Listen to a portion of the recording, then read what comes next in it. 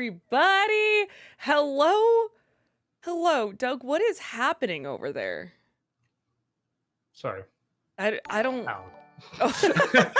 Maybe I was trying to do a Garfield face, like the lips like that. I don't know. I can't. Here, hold on. I can do a really good Garfield face. Just everybody turn away. I don't have the color quite right, but everyone turn away for a second, okay? Okay, we're not looking. Now turn back. Oh See? my gosh! Pretty good. Pretty good. Doug, what? Crazy. That was Chaplin. No way. I never would have known. I don't know what Chaplin looks like. It would have made more sense if I got Buster, but he was only one in my lap. Right, and Buster does hate being on camera, so. That's true. Yeah. It's a little camera shy. Yeah. Well, welcome to Chatting with Doug, everyone, where you get to ask Doug the questions that you've always wanted to know the answers to. I'm going to go over the rules here so that we can start answering these questions as per usual.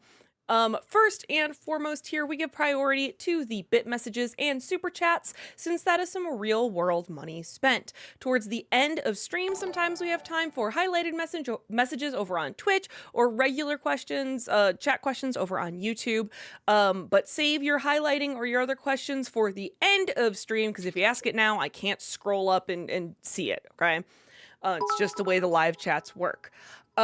Please don't repeat yourself over and over again in chat. You can get timed out or even banned if you're going to continuously do it. And also, if you're spamming your question, I'm less likely to read it because you're being a little annoying. I'm sorry. I gotta tell some truth sometimes. Okay. You're being a little poop. Yes, no swearing, Doug. Right. Please watch the length of your questions. The longer it is, the faster I have to read it, the more likely it is that we lose the point. We do not have time to go back and figure it out. Along those same lines, if you absolutely must break up your question or comment into multiple parts, keep it to 3. Absolute maximum. Again, we tend to lose the point and we don't have time to figure out how part 12 related to part 6 and what you're trying to tell us. Please keep it to 1 question per bit message or super chat. We have over 100 people here combined between Twitch and YouTube. It just doesn't feel fair if you get to ask 5 and other people haven't even done one yet. So please keep it to 1 question per bit message or super chat. On the YouTube side of things, we prioritize super chats that are $5 and over. We get a large volume of questions, and this is just a way for us to prioritize that and get through those paid questions faster, so we can get to the non-paid ones. I swear we are trying to do that. Also on the YouTube side of things, if you see your super chat get unpinned from the top, please do not panic. It is very rare that we miss or skip a question. You don't have to re-give super chat money for the question. I've got a list, and it's very rare that we actually miss it. Okay. I feel like I had something else and then I forgot about it. No spoilers. No spoilers. Thank you, Doug. No spoilers. Not everyone has had a chance to see the latest and greatest. I think we're still avoiding some spoilers on Superman and Fantastic Four. I'm sorry. I know y'all want to talk about it, but let's give people at least like 1 more week for Superman, just in case. Okay? Just in case. Now I think that's it. I think we good. Yeah. I think we're good. All right. Great. Fantastic. Let's get started then. Let's do it. Jacob, thank you for the $5 super chat. Did you ever finish Last of Us Season 2? Me personally, I see the complaints, but I thought it worked out okay, though it ain't Season 1. No, I got to episode 2. I just wanted to see the scene. I was just gonna wait if anyone told me, no, it got really good. The way they changed it was really good. But when I got to episode 2, aside from Catherine O'Hara's scene and the big fight in the village during the snowstorm, nothing was grabbing me. It wasn't like awful. It just wasn't grabbing me. And everyone just told me after that, it just kind of got worse and worse, like changing around the way they presented, changing around the time pretty much because they showed out of order in the game. When I saw that, even Heather, I remember you saying that, like, they're doing something, and I don't know if it's going to work in terms of how they're displaying it. And I saw that at the very beginning and went, I'm like, well, they changed a lot. Let's see. And just everybody's like, no, it hurt it a lot. And that was a big strength of the story. I didn't even think like the original story was anything like that fantastic, but works all right. It's okay, I guess. But that was a big part of it, was telling it out of order. So and everyone's like, yeah, telling it in order really, really hurt it big time. So yeah, I'm not that interested. I'm sure it's not awful or anything, but yeah, I'm not really that interested. Future movie actor, thank you for the $5 super chat. I honestly think a Minecraft movie is okay. When it did the game, it was on point. When it was comedic, it was mostly childish and surface level. Yeah, I know people that liked it fine. Even people that are like, they know it's a bad movie. They're like, but yeah, I kind of like Minecraft, and it was just silly enough and colorful enough. I enjoy it enough. Okay, it's like fair enough. I get that. hmm It's passable, but I would just like us to have the better standard for children's media than passable. You know what I mean? Like, just Yeah, because it's a family movie doesn't mean that we accept passable, all right? but it's already a weird. Maybe because I don't know the game that well, but it's already a weird idea for a movie. But then again, like the Lego Movie knocked it out of the park, so I It guess did. Minecraft could too. But yeah, I feel like you'd have to think even more outside the box, huh, pun intended, for it, because that would be pretty tricky to do and make it good. Alexander, thank you for the 500 bits. How would you rank all four Naked Gun movies? Hmm. Maybe two. Um. Two, one. This latest one that just came out, and then three. So four. Yeah. Two, one, four, three. There you go. Mason, thank you for the $5 super chat. Good evening, Doug. I just watched what's probably the best film of the year. Bob Trevino Likes It. A beautiful story, highly recommended on Disney Plus. Bob Trevino likes it. Yeah. And the Okay. last name is spelled Trev. I got it. Okay, Yeah. you got it. It Okay, popped up. great. Yeah. Never even heard of it. I'll try to check it out. Crunch Long, thank you for the $5 super chat. Will you be reviewing Weapons this weekend? Friday is my birthday, by the way. Oh, happy birthday! And yeah, I actually saw an early screening of it, and they said the embargo is out. No spoilers or anything, but it is very good. I definitely recommend it. Truth, Hope, Love, thank you for the $10 super chat. Found out one of the Home on the Range directors saw your review. Now he admits he didn't think it was a good movie, but he took umbrage over your apparently saying the crew who made the movie was lazy. He's probably right. Honestly, because I think that was the first year I did Disney December, I think, and I was throwing a little bit more into like, sort of the angry persona, even though it was more me. And there was something about watching all those movies in order and just seeing the artistry that went into them, and then this came up. The crew being lazy, that doesn't sound fair. I'd say the production is lazy, if that makes sense. Because the idea of making a film like that's clearly meant for younger kids, which is fine, but it's just not putting in the same craftsmanship or the same thought or the same time, the same detail, all that than the other anime films that came before it.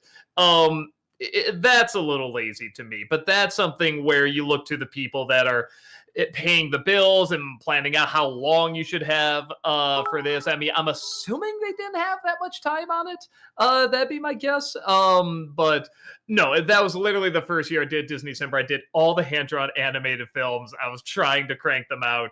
I feel like now I'm a little bit more honest about that stuff, and I tried to be a little bit more balanced about it. Yeah, but still not a very good movie, in my opinion. WC, thank you for the $5 super chat. Were you ever recommended JoJo's Bizarre Adventure, and how eager are you to watch/read it? I'd argue as intros are as timeless as Cowboy Bebop's, by the way. I have heard of it. I've seen like bits and pieces. It does look like a really good show. I'd love to check it out. It's just a time thing, especially with animes. I do want to see One Piece. I do want to see Dragon Ball and Dragon Ball Z. And yeah, that's another one I would love to check out. But I mean, at least with those other three, there's just a bajillion episodes. I don't know how many there are of JoJo. But yeah, it's just one of those things where it's just time, sadly, that I can't get around to it. The Disney Nerd, thank you for the $5 super chat. Good evening, Harfield and Dawn. How are ya? Not bad. Jacob, thank you for the $10 super chat. I find it ironic that Disney owns Marvel and Warner owns DC, since old Disney and WB cartoons were compared to classical and jazz, while Marvel feels like jazz and DC feels like classical. I can see that a little bit. One of the comparisons I really like, it was one of these documentaries on comics, the golden days, silver age, all that stuff. And one of the comparisons was there was a time where DC wrote like superheroes were your parents. Marvel wrote like superheroes are you, the teen. And I thought that was a good way of putting it. And neither is wrong. And both have a lot to look up to. And both have changed over the years, too. But I thought it was a very interesting comparison. Movie Mike, thank you for the 500 bits. Are you excited about the new show Alien Earth? I think the trailer looks good and I hear it has been getting good reviews. As an Alien fan, I hope it's good. Sure, but I don't think I've gotten into anything alien since probably Aliens. I do have a little bit of a soft spot for Alien versus Predator, I will admit. But and I did like I was gonna say Prey, but that's not. I was thinking Alien versus Predator. Nope, see that doesn't count.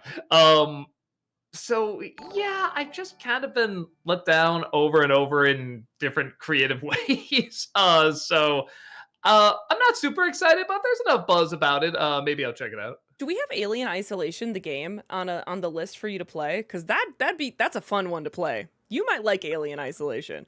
I don't know. I'll put it down just in case. Dave, thank you for the $5 super chat. Dude, there's a comic where Garfield actually says fat floats, and you didn't show it. And you call yourself a Garfield fan. You're right. If there's anything I want you to take from the review today is that I truly am the ultimate Garfield fan. Yugi, thank you for the $5 super chat. Did you watch the movie Together? If so, thoughts? Loved it. So I bring that up when I do the weapons review. In my opinion, we're kind of in a new great age of horror films right now because I couldn't review it because I have another great horror film to review this week. I thought it was fantastic. I thought it was funny. I thought it was creepy. I thought there's a lot of scary imagery in it. I thought it was clever. I like you don't know if the ending is a happy ending or a sad ending. It's so many things about it just work so fantastic. And a lot of Weapons is the same thing. There's a lot of horror, but there's also a lot of comedy to it as well. And both of them are fun. They're fun to go back and see. So now that I know what's going on, let me see if this part makes more sense because I think it will. There's a lot of things they hint at that you can go back and be like, oh, that's what they were doing there. So both of them are very, very good. Treg, thank you for the 500 bits. Thoughts on the trailer for Caught Stealing? I was so surprised when I found out it was directed by Darren Aronofsky. It seems so odd left field for him, but I'm fascinated what a Guy Ritchie project directed by him would be like. Also, I was happy to see you review the Garfield movie today. Great review. Thank you. Wait, have I seen this trailer? Give me a second. I saw the just a little still of it. I don't think I have seen this trailer. I will check it out later. Future movie actor, thank you for the $5 super chat. We gonna get a midnight screenings with all three of you again soon? First midnight screening I ever saw was when you three all did Goosebumps 2015 together. I guess if all three of us go see something, that doesn't happen too often though. A part of it is Rob's dog gets really bad separation anxiety. So somebody always has to be home with the dog. So sometimes it does make it a little trickier for him to go out. But I don't know. I guess if there's something we all want to see together, maybe we will. Trip, thank you for the $5 super chat. Why wouldn't your parents not let you watch The Witches as a kid? It was only PG. So this really is true. PG really did mean something. PG was PG-13 back then. It really was. So usually my dad or her would go see a movie before me to see if it was okay. And 9 out of 10 times, my dad would have to convince my mom, it's okay, he can handle that, or he doesn't know what that means, that kind of stuff. He was really pushing big time for me to see Roger Rabbit because he said he's not going to get half those jokes. It's all right. He's been driving us nuts about wanting to see it. And it's a good movie. It is a good movie. So, yeah, Witches was one that I don't know. She just put her foot down about it, and I know I would have loved it. I love it now, but yeah, I know I totally would have gotten into it if I was younger. But yeah, that was one of those that I guess my dad didn't see and couldn't fight for, I guess. Truth, Hope, Love, thank you for the $5 super chat. Hey, if you do another commercials vid, will you talk about the Sydney Sweeney Blue Jeans commercial? Probably not. I I followed it like a little bit, but definitely not enough to be like I choose this side or whatever. So yeah, I'm just not brushed up enough on it. Unless there is something I can see like just some really great comedic potential for, which I don't know if I can. That's the thing too. There's a lot of current commercials that are suddenly, because I used to do this a couple times. I found they're forgotten very quickly. The ones where time passes and people still remember them, where they're like, oh my God, that was crazy, usually are more fun to do. So yeah, I usually keep an eye out a little bit more for those. Like if I did do it, it would have to be like 10 years from now, you know what I mean? Where people are still talking about it. Alexander, thank you for the 500 bits. Have you watched the Netflix Christmas thriller film Carry On? It's a lot of fun, and Jason Bateman plays a surprisingly menacing villain. Boy, I don't think so. Boy, man, it's just a day of movies I don't really know that will Carry On. Oh, okay. I know what this is. It's a Christmas movie? I didn't know that. Yeah, I never did check it out. It did look a little interesting, though. I might, well, now knowing it's a Christmas movie, now, I mean, that'll be a great holiday action flick. At Movies, thank you for the 500 bits. Next Disney-cember, could you review movies from New World Pictures, since Disney technically owns their library? Some of their films include Hellraiser, Elvira, Mistress of the Dark, and Heathers. All right. I've never even heard of it before, but I'll put that under as a possibility. What's it called? New World? New World Pictures. New World Pictures. All right. I'll look into that. Will, thank you for the $5 super chat. Doug, I'm curious, what do you think is the bigger paycheck role? Bill Murray for Garfield or Chris Pratt for the Jurassic World franchise? Well, it depends what you mean. Who got the bigger paycheck? Probably Chris Pratt. In terms of who did it more for the paycheck, I'll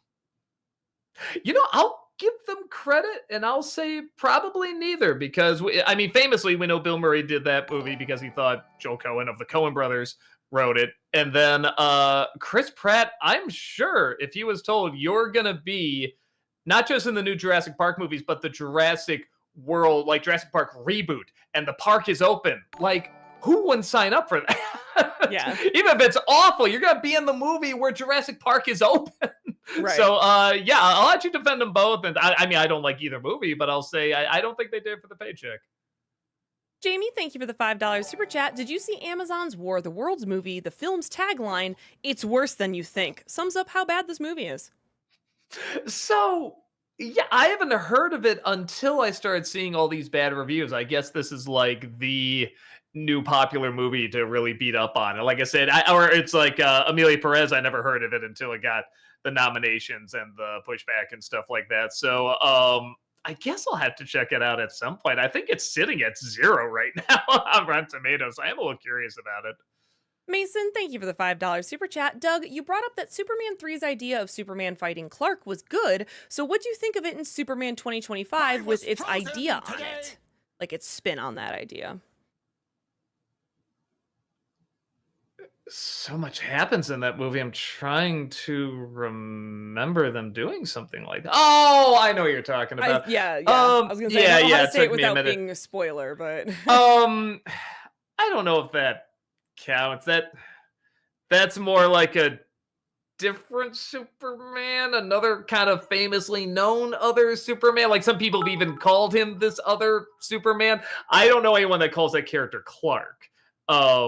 So I'm really talking more about like I like the idea of like Clark Kent representing all this good, and then like Superman, if he did become corrupted with like the powers and stuff, which I still think that's not quite what that is, but I guess I can see now why you would think that, why you would say like, oh, it is kind of like that fight a little bit. I thought the one, at least the setup, a little bit more with Superman fighting Clark in 3 was a little bit more interesting. But it is just it's just a beat up. That's it. It's like, oh man, couldn't there be a little talking in there? Couldn't there be a little bit of that? But even with just the visual just looks so great. Him in the glasses and tie and suit, and then just Superman, just this literal god like going after him. No, I thought like just the visual alone is strong enough to carry that scene. Jacob, thank you for the $5 super chat. I love in your recent worst movies video. You're calmer and laugh more than in the old one. You're more chill now when it comes to bad movies.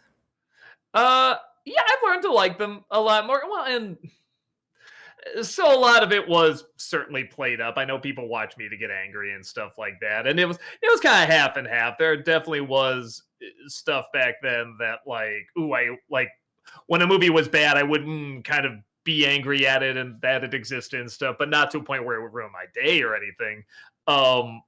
Yeah, but I did take it. I guess I did always think, man, how much money was put into that? How much effort? How about to create this? Oh man, that's such a shame. But now it's one of those things where I try to see if I can get any enjoyment out of something that's really bad, and sometimes the uniqueness of how bad it is kind of enjoyable too. And even when something is just an absolute, terrible sit, I mean, just it's so unpleasant. Even that's kind of fascinating. So yeah, I don't know. Maybe it's after doing it for 18 years that'll just warp your brain. The Disney Nerd, thank you for the $5 super chat. I just want you to know, Doug, you're all I can think of. Every drop I drink up, you're my soda pop, my little soda pop. That's very well sung. You've heard that several times, haven't you? Oh, I sure have. James, thank you for the $20 super chat. Really Thank appreciate you. that. If you have the files, can you please upload the 2 videos you made for Regal Cinema of films you have to see? The first covered Some Like It Hot, Lilies of the Field, and Greatest Story Ever Told, while the second was on 90s films. Was that what it was? It was Regal Cinema. I thought it was something else, but I don't remember what it was. And I don't think I do have the files. I'm so sorry. Yeah, I forget what it was for. No, I thought it was like Tubi TV or something like that. But maybe I'm wrong. Maybe there was a connection to Regal, and I'm blanking on it. But yeah, it was just something we were experimenting and trying out. That's definitely not something I could do now. I don't have the time or the energy, sadly. The NES Rookie, thank you for the $5 super chat. Hey, Doug and Heather, my friend just came second in a Winston Churchill lookalike contest. He was close, but no cigar. No cigar. Gotcha. I'm thinking to myself, boy, a friend who, I mean, Winston Churchill usually looks pretty oldish and everything. So I'm just like, someone that age, like, watches my son. I'm like, oh, okay, now I see where this is going. Cherokee, thank you for the $5 super chat. I would like to see an NC review of Three Ninjas High Noon at Mega Mountain. R.I.P. Hulk Hogan. Maybe I don't know if there's. I mean, the Hulk Hogan fans would definitely be there. I don't know how many Three Ninja fans would be, though. You know what I mean? Yeah, I don't know. I never did see that one. I only saw the first Three Ninjas movie. I didn't see any of the sequels. So, I don't know. At some point, I'll check it out and see if maybe I can get some material. Alexander, thank you for the 500 bits. Have you watched Happy Gilmore 2 yet? And if so, what are your thoughts?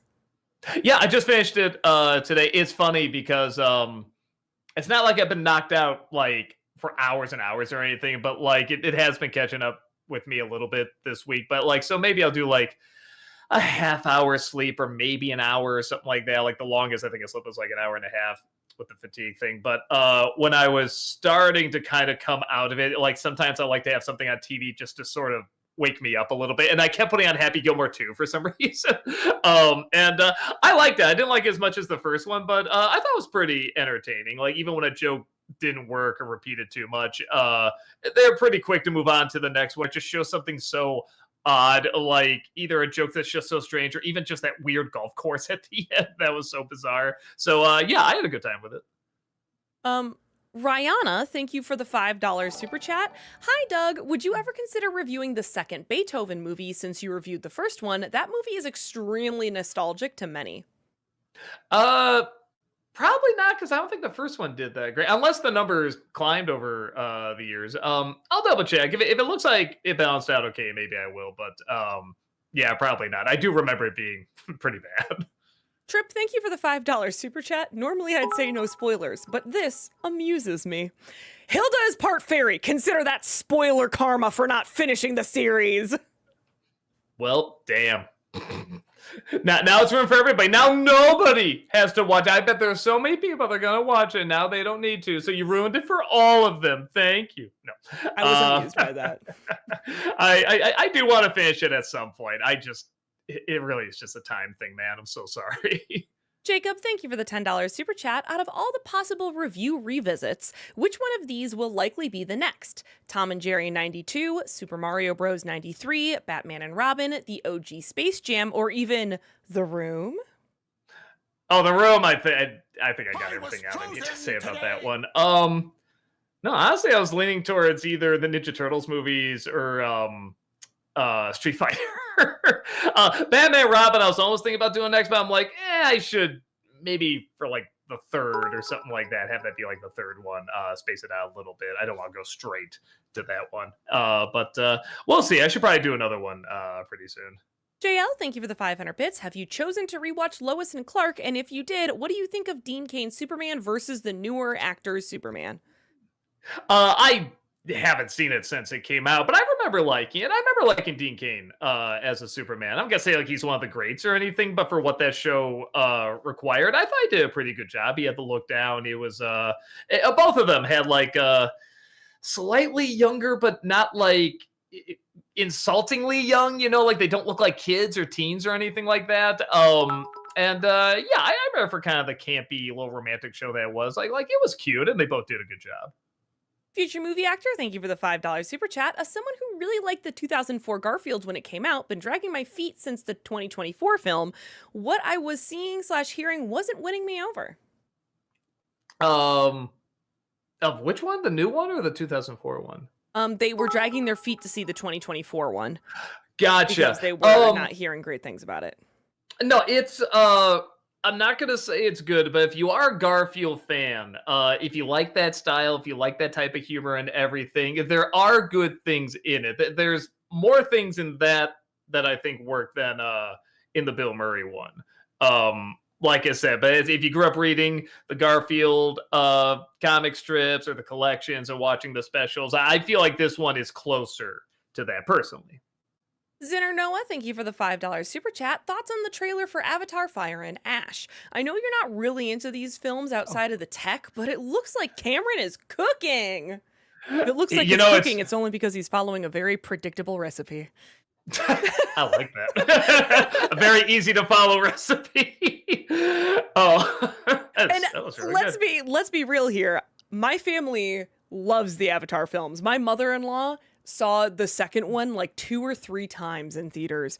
We are well, I shouldn't say we. I'm okay with them, but they are feasts for the eyes. I don't know, like they are visual masterpieces, but I don't know how much you can say for them outside of the visuals. Anyway, sorry, go ahead. Your opinion on Fire and Ash.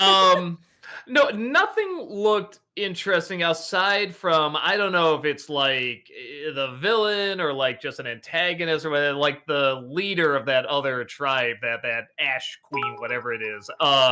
That looked kind of cool. Already those creatures have like, these big eyes, but she had like big crazy eyes, just like, I look at that character, I'm like, okay, like she's going to be up to something kind of cool. Or even if she's going to do the predictable villain stuff, she's going to do it in a cool way. So that's the one thing I was looking forward to. Everything else, it doesn't really look like much for me, but that doesn't mean crap. It's still going to make $1 bajillion. Will, thank you for the 13-month membership over on YouTube. Welcome back. Appreciate that. Doug, since Return of the King wasn't nominated for the Best Cinematography Oscar, the winner was Master and Commander. Would you have been bummed if Return of the King was nominated and won instead? No. And Master and Commander is beautifully shot. It's an excellent movie. It's wonderfully shot. But my guess is they would, if that won over Return of the King, my guess would be because they're like, well, they had to be on the ship the whole time and they had to be really creative with how they got those shots, which is totally fair. But in terms of which one looks better, which one, like, people are never going to forget these shots ever, that is Return of the King. Jacob, thank you for the $5 super chat. With F1 and Sinners doing well, and Elio, I don't know how to say it, I didn't see the movie, not so much. I don't think people are prejudiced towards original films, but original animated films. Yes and no. I mean, you look at I know it's Netflix, but that K-pop Demon Hunters just took over everywhere. I think that is something. And even Pixar, just as a brand, I think you could acknowledge is something that people know and recognize and, usually want to see. I think a big part is that it wasn't a particularly colorful looking movie. They had a lot more dark shadows and stuff, which is kind of what I liked about it. But from what I saw, it just wasn't advertised Right. that well. A lot of people I know didn't even know it like came out. So I think that plays a part as well. Case, thank you for the $5 super chat. Have you watched The Bad Guys too? I have, and all I gotta say about Diane is, ooh, foxy lady. Enter Jimi Hendrix solo here.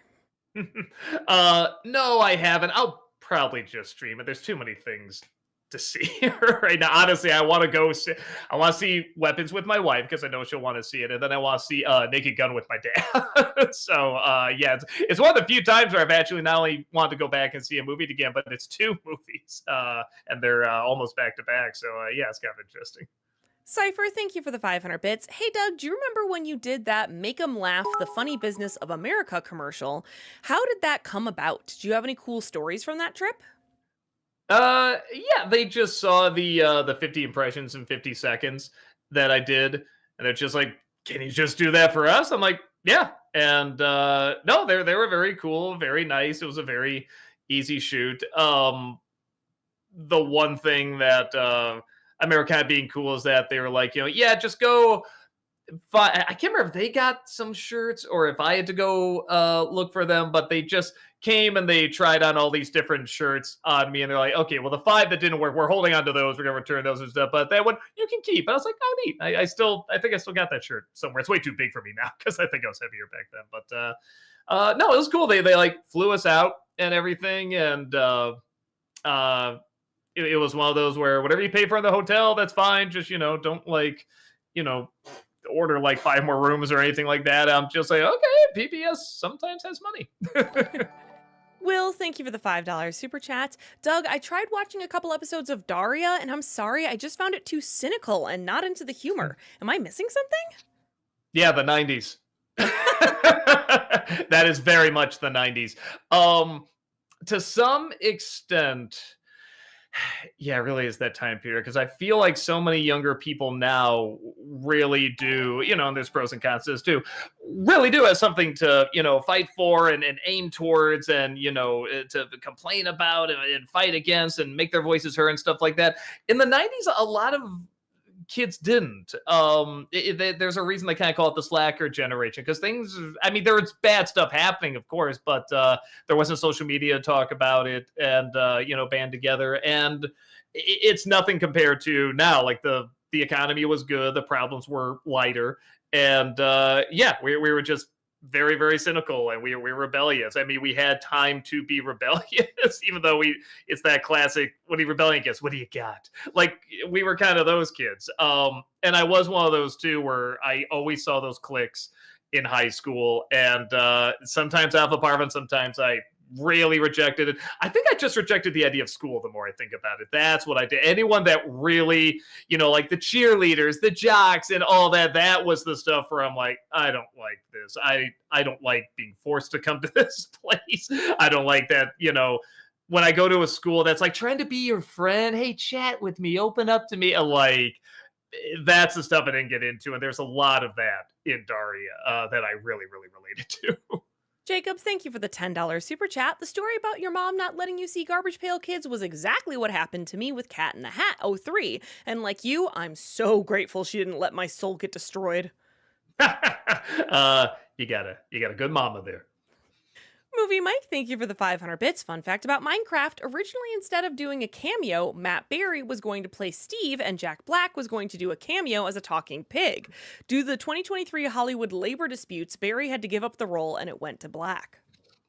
Yeah, I heard that. I feel like it would have been better. My big fear is that just the the writing, the direction, the editing, all the producers' thumbprints out and everything would destroy that performance, because even that little bit he had at the end, I mean, that's a guy that really can make the phone book funny. He has such a hilarious voice. He wasn't even making that bit funny.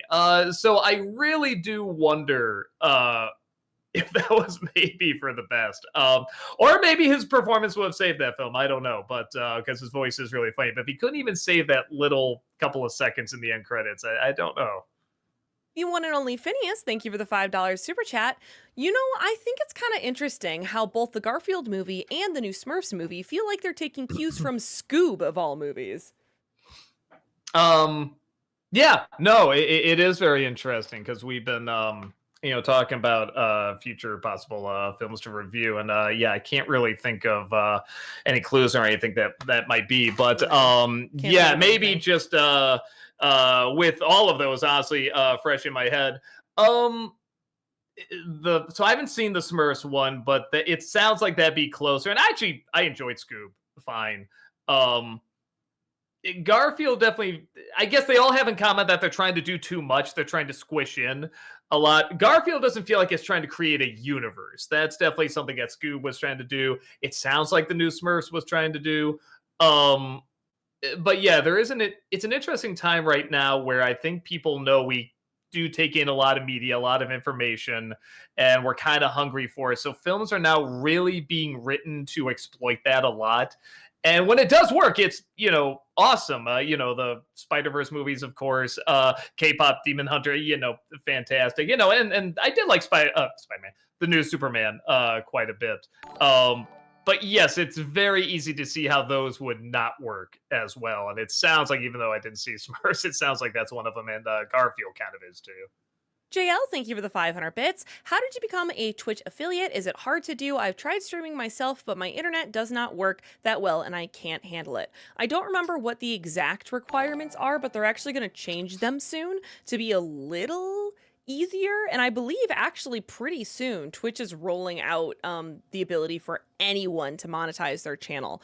But the first thing you probably do need to do is figure out that internet situation, because no one's gonna watch someone who is basically a slideshow, and so that internet is probably one of the important things to get squared away. Trust me, we know. Yeah. The Ultimate Frozen Fan, thank you for the $5 super chat. I want to be like Maritza Cruz, but for the largest Frozen collection. I've got 466 pieces, but I gotta keep collecting to prove I'm worthy of my title. Hey, let it go. Sorry. It was right there. Yeah. Yeah, it was right there. But yeah, I don't know. It's always something where when I was young, I thought I wanted to maybe collect stuff. And then just when you see what dedication it is and what work it is, whenever people are like, what advice do you have for anyone going into YouTube or entertainment? So I always say the same thing. I say, do it because you love it.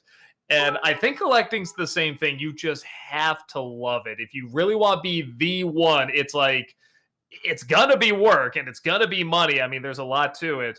But you can tell the people that do have some of the biggest collections, like, they just love this. I mean, she just dedicates so much of her house to Garfield, very clearly. But the one thing, and she said the one thing she has more pictures of, she has more of a collection of than Garfield, is just pictures of her family, because so in the first shot of the house, you'll see these binders at the bottom of the shelf there. I just thought they were filled with pictures of Garfield. It's not. It's her whole life in pictures.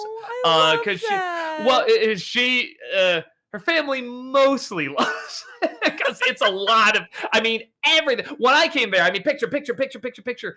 And everyone that comes there has to take a picture in front of the giant Garfield there. Aww. And you can tell, the family's happy, but they're like, oh, another picture. Who would have thought? Kind of thing. But yeah, no, she loves looking back. She always has a fear like she's gonna get Alzheimer's or dementia or something, and she's gonna lose her memory. So she's like, I want it all documented. It's like, that is kind of cool. You can just look back at any moment of your life and you can reflect on that. So, but you can tell those are things that bring her happiness. That's why she's so dedicated to it. So yeah, if you're gonna do a collection, as someone who is not a collector, but has known several collectors, it is work, but yeah, just make sure you love it, because it is work. Treg, thank you for the 500 bits. Hi, Doug. So I know about the general opinion on parody films over the years, but I realize there are many great ones recently. What are some parody movies over the last 20 years or so that you adore? Some of mine would be the Lord and Miller movies, Akiva Schaffer movies, the Cornetto trilogy, Everything Everywhere All at Once, OSS 117, Black Dynamite, and Burn After Reading, just to name a few. Burn After Reading? I mean, I guess so. I think there's a parody or a difference between parody movies and satire movies. I think Mm. Burn After Reading would probably be satire. Naked Gun would be a parody. And Spaceballs would definitely be a parody. But one of my favorites, probably the last really good one that came out, and some people know about it, but probably not enough. It's called They Came Together, and it's a parody of romances. And I believe it's Paul Rudd and Amy Schumer. I think I haven't seen it. Not Amy Schumer. Amy Poehler. I'm sorry. Okay. Amy Poehler in there, and man, it is just done exactly like. I don't want to say it's exactly like Naked Gun or anything, but they just so have an awareness of how these films work and the beats they hit, and they're both just playing it so straight, but what's happening is so ridiculous and so forced, like these rom-coms are. It's just great. One of my favorite moments is like, they have a talk. It's like, hey Frank, thanks. Trying to wait. Hey John, you're welcome. Hey Frank, thanks for that. And they do it something like 10 times. Like you just know this scene in rom-coms, and they just keep exploiting, and they are just so funny and so dedicated to it. It is really great. Will, thank you for the $5 super chat. Doug, I will, however, say I'm late to the party, but I started watching BoJack Horseman, and I really enjoy it. I'm midway through season 1 so far. Oh yeah, they only get better. They not only get better, they get rough. They get real. Some of them are really difficult to get through. And that's intentional. They're supposed to be rough sits, but they're still really funny too. And there's that is satire. That is excellent. Slash, there's some parody in there too, but that is some great satire of Hollywood. Again, almost to a very damaging point where you do feel sorry for them. You feel sorry for this this horse. You feel sorry for a horse in the show, but that's just the genius of it, I guess, is that they find a way to make that work. Jacob, thank you for the $5 super chat. Who do you think is worse, Uwe Boll or Seltzer slash Friedberg? Boll is at least fascinating, while the duo's movies feel like a slap to my brain. Man, that's rough, because everyone has those bad directors they love to watch and they're fascinated by and everything. And Uwe Boll, I think, is so boring. Seltzer and Friedberg is probably worse, but Uwe Boll, just the movies look boring and they're acted boring, and the stuff that's wrong with them I even think is kind of boring. A lot of people laugh really hard at them, and I just think they're dull. For me personally, I think his are worse. In terms of which one would I rather watch, I probably would rather watch, like disaster movie or epic movie or something, because at least visually they're so ugly and unappealing, but they're also bright and colorful, and something weird and odd at least is around the corner. And there's a slight chance you might see something funny, maybe, where with Uwe Boll, even when it's bad, I don't find it that funny. So yeah, no, I know a lot of people want me to do another Uwe Boll movie. I'm like, I don't wanna, I just don't get into them. V-Man, thank you for the $5 super chat. Critic, rank the Superman themes from first to third. Max Fleischer's Superman theme, John Williams' Superman theme, and Superman the Animated Series theme. Williams first, definitely. Then the animated so series, and then Fleischer. Deshaun, thank you for the $5 super chat. Hey Doug, have you gotten to watching the brand new season of King of the Hill? Thoughts? Perhaps include it for Disney-cember? I was just thinking of that, because I'm like, well, this is Fox. I could talk about that. It'll be easy to watch them all. Yeah, but I didn't write that down yet. I really should. I'm about 3 episodes in, and I love it. I really, really am enjoying it. It's one of those. It's the perfect balance. Everybody feels right. They're written right. They do grow up, which I enjoy. Bobby is probably the most interesting character of everybody, because we know what a goofy, odd little kid he was, and he honestly grows up all right. I know he was at that point, right? But he does grow up all right. And there's something actually kind of inspiring about that. But it's still the same character. It's not like, oh, I don't recognize who this is. It's like, no, I do see this as Bobby. That was probably the most interesting thing about it. And even Pamela Adlin's voice, I was really concerned, like, was that still going to sound too much like a boy? Is that going to be distracting? But no, she even grows up the voice a little bit. And so far, I love just about everything except the new Dale's voice. That's the only thing I'm like, oh, I hope he gets better, because I don't want to say, like, oh, get rid of him or whatever. Once in a while, it sounds like him, but yeah, for the most part, it doesn't. I really hope just the more he does it, the better the voice becomes, because obviously that's one of, like, the best characters in the show. Sean, thank you for the $5 super chat. Thoughts on The Blind Side? I never saw it. Everything I heard about it already didn't look like my kind of movie, but then everything I heard about it as well, it just kind of reinforced that more and more. So, you know what it is? I'd much rather watch a documentary on what really happened Yeah. than the actual movie. And I'm sure I'm not going to see it and say, this is one of the worst, blah, blah, blah, whatever, but it just doesn't look like, from the trailer, the setup, everything, I'm like, this just doesn't look like a film I get into. Robin the Snob, thank you for the 500 bits. Hey, it's Jonathan from New Jersey. We met at this year's C2E2. I wanted to express extreme gratitude for 3 more Brad/Rob reviews. P.S. Hoping to see a look back anime review soon, Rob. Oh yeah, man. I think he did one of those or did he? Wait.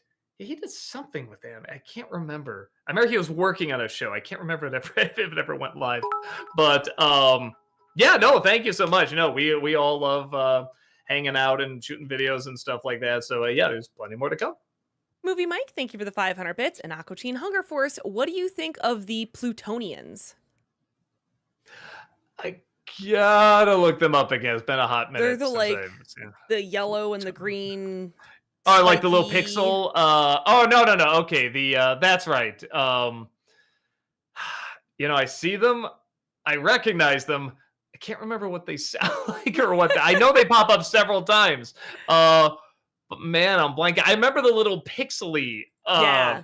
I feel like that's the more characters more. memorable characters. Yeah, no, but when I saw them, I'm like, okay, I do remember those. I just don't remember what, like, the personalities are, because, like I said, it's been probably a decade since I've seen it. Will, thank you for the $5 super chat. Possible NC in the future for any Denzel Washington films? He's one of the greats in history, anything he's in, but I'm sure you could find one. Oh, he's a phenomenal actor. He's been in plenty of bad movies. But he is one of those actors where if it's a bad movie, at least he'll be good. I'm trying to think if I've ever seen, like, a bad performance from him. That's rough to think. I don't know if I have.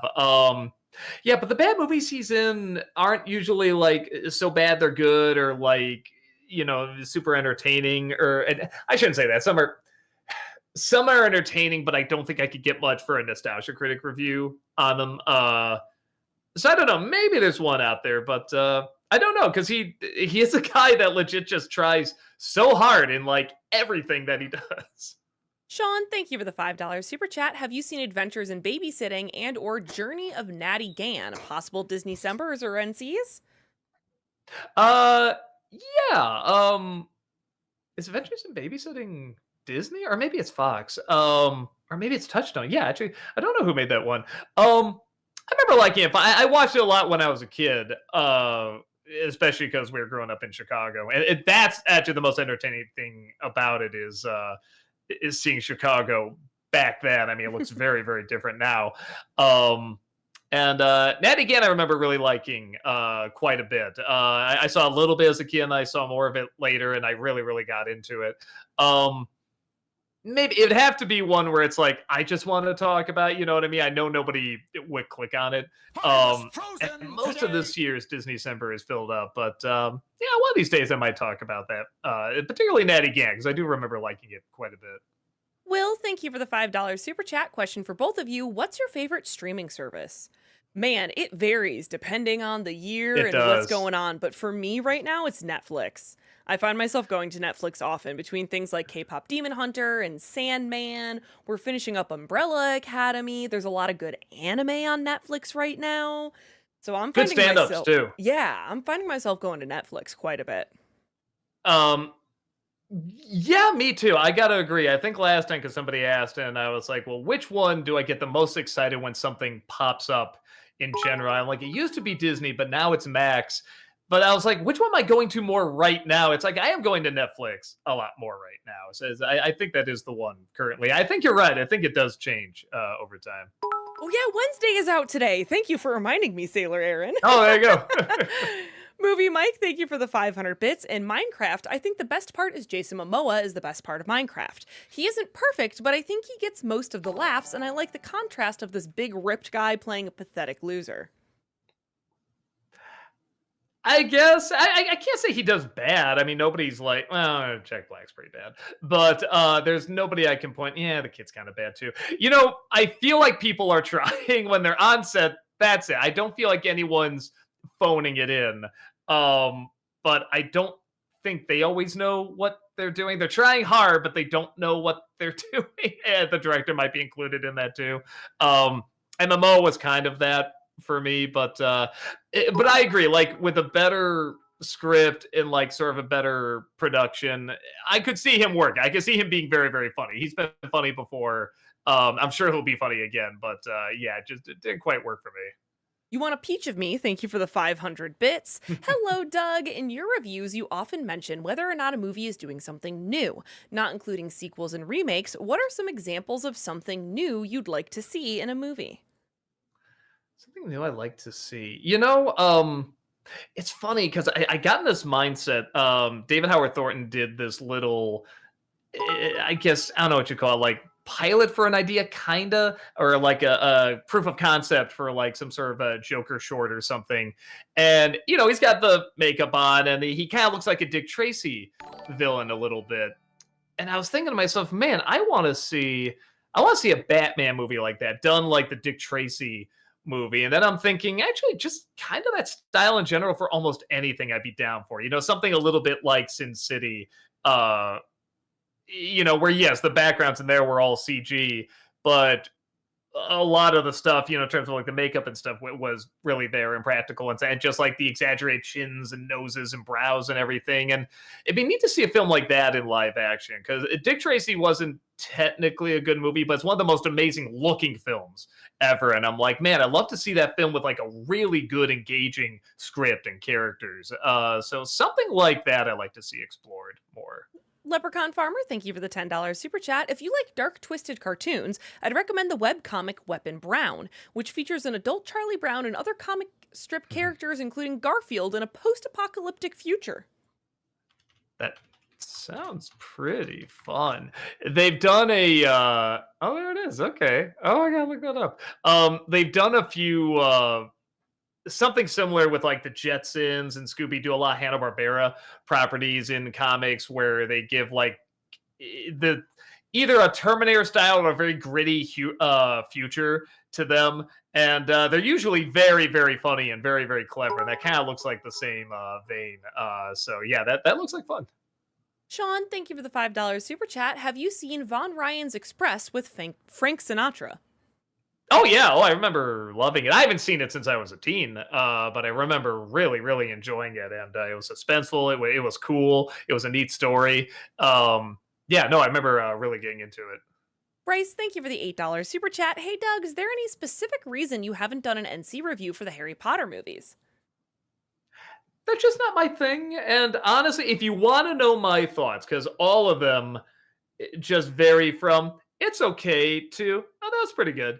But there's a viewer I always point people to him, the Cosmonaut Variety Hour. Not that he needs attention, he's doing very, very well, but he did all the Harry Potter movies and he loves them. He really gets into them, but he'll point out all the little things that don't work about them and the things that do. And for me, the things that don't work about them, that's what always drags it down to it's okay. It's just not my thing. But like everything he points out, I just 100% agree with. It's just at the end of the day, he really likes them and I think they're just kind of okay. So if you want to see my review, just replace every single ending of every movie instead of, but it's really good. Just replace it with, it's okay. And that's basically my thoughts.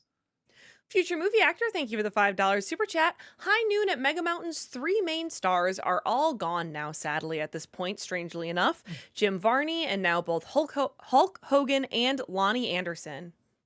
Oh, okay. Oh, that is sad. Yeah, I didn't know Jim Varney was even in that, huh? Peter, thank you for the $5 super chat. Do you have any interest in seeing and possibly reviewing Shelby Oaks, the Chris Stuckman's movie? Probably not anything. A lot of people ask, you gonna do like the Smosh movie or Fred the movie and stuff, but I try not to do movies that YouTubers do. Not that we're, you know, we should be put on the cutting block. Certainly, you know, people talk about my movies and make fun of them or like dislike whatever. We're, you know, should be open season on us. I just know there's a lot of like, one of the stereotypes of YouTubers is that they're very backstabby and trying to always destroy the other. I think we should be more supportive. So if I end up not liking that movie, I just don't think that'll. I see that getting messy because I know he did take the Red Letter Media joke very well. I know he doesn't review bad movies anymore, and I kind of just don't want to take that risk. So unless it's like really changing the medium, if it's like the Sinners of horror movies, you know, then maybe I'll go see it. But it's probably better if I keep the distance. Movie Mike, thank you for the 500 bits. Which Keith David character do you like more? Andreas from Amphibia or Husk from Hazbin Hotel? Uh, Probably Husk. I know there's probably more going on with is it Andreas? I think don't that's know. how you say it. I've never seen it, so I don't know. Yeah, but Husk is a little bit more fun. I think a lot of it's just that song, that loser song. I thought was such a fun song. Peace Blossom, thank you for the $5 super chat. Happy Sneeze Day, Doug. By the way, you should watch and review a Serbian film. I've never seen it. I know what it is. I'm in no hurry to see it. JL, thank you for the 500 bits. Ever see Hollywoodland with Ben Affleck as George Reeves? It's very interning doc, and I think it's worth a watch. I've never seen. I've seen clips. The clips do look very interesting. Yeah, I should probably put it on someday. The Disney Nerd, thank you for the $5 super chat. Can you look up an old cartoon show called Monster by Mistake? No reason. I just want to hear you say how bad the animation looks. Never even heard of it. Monster by Mistake? You trust people too much, Doug. You're just over here Googling things anyone tells you to Google. You're brave. I mean, it does look bad. Ooh. Ooh. Yeah, just the more and more I'm looking, I'm like, oh, yeah, that does look pretty horrendous. I guess see if it has a following. Because that does kind of look like it's so bad, I might want to check it out.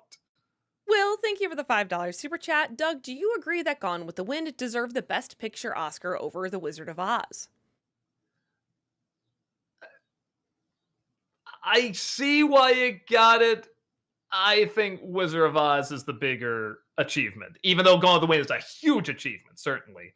But yeah, and yes, part of it is that we're still quoting them, but we grew up with it. Everybody grew up with Wizard of Oz at some point, so we remember it a lot more. But then when you think about how many kids' films like we do forget and we don't quote and talk about, I think that makes it even more of an accomplishment. I mean, that movie is like coming up on 100 years old, which is crazy to think. And we're still putting it on for our kids to watch, and we're still watching as adults, you know, just blown away by it. So I would probably say that, but again, I'm not going to act like, oh, that hack Gone with the Wind, no effort put into that. Like, no, clearly there was a ton. But yeah, for me personally, I would say Wizard of Oz is probably the better one. But I get it, and it is kind of apples and oranges a little bit. Movie Mike, thank you for the 500 bits. And Alien Romulus, what do you think of the main character Rain?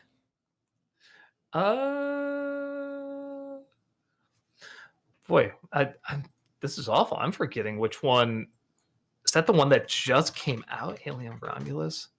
It is. Okay. Man, that shows you how damn many there are of these. Oh, Chaplin, you falling down, buddy. There you go. I think at first I thought she was okay, but the more it kept going, she kind of got less and less interesting. I don't remember her being annoying or anything, but I remember the most interesting thing was more her connection to the android. The android was great, and all the different changes he goes through. But that was kind of the most interesting thing about her was her connection to him. Future movie actor, thank you for the $5 super chat. Silence of the Lambs basically is a Beauty and the Beast movie itself, much like the 1991 Beauty and the Beast, even though it beat it for Best Picture. That's a hint of a stretch. That's man, I'd have to do some mental gymnastics for that, but I guess it's not impossible. Maybe there's something there. It's definitely not jumping out to me though.